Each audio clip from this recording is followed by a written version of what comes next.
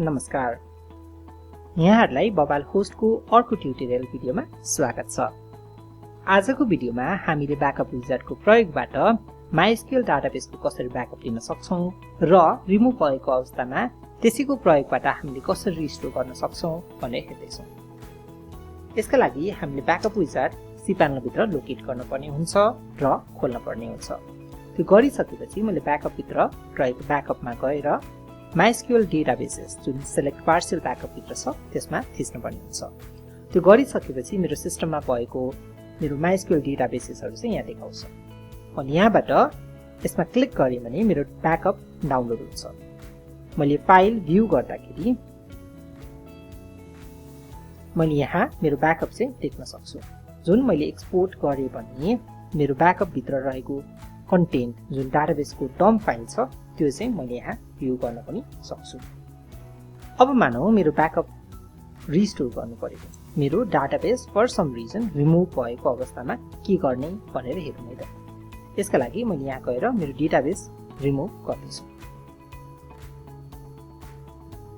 अब मेरो database exist गर्दैन सिस्टममा। मैले यहाँबाट गो ब्याकमा गरे भने फेरि म गो ब्याक गर्दाखेरि मैले रिस्टोरमा जान सके ब्याकअप रिस्टोर गर्नका लागि र यहाँबाट MySQL डेटाबेसेस क्लिक गरेर मैले भर्खरै डाउनलोड गरेको फाइल सेलेक्ट गर्न सके।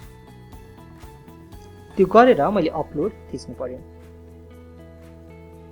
त्यो गरिसकेपछि हाम्रो सिस्टमले त्यो डेटाबेस चाहिँ रिस्टोर भइसक्यो है भनेर देखाएको छ। एकचोटि रिफ्रेश गरेर हेरौँ है त।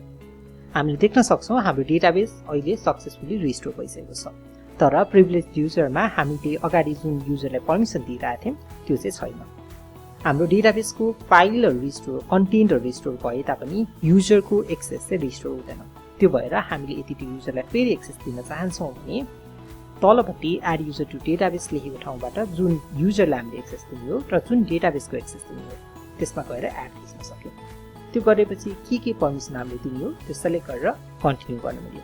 मैले एक्जाम्पलको लागि अल प्रिभिलेजेस नै सेलेक्ट गरेर नेक्स्ट एक्जिटमा थिच्दैछु। यसरी मैले त्यो डेटाबेसमा पहिला रहेको युजरलाई नै फेरि एक्सेस दिइसके।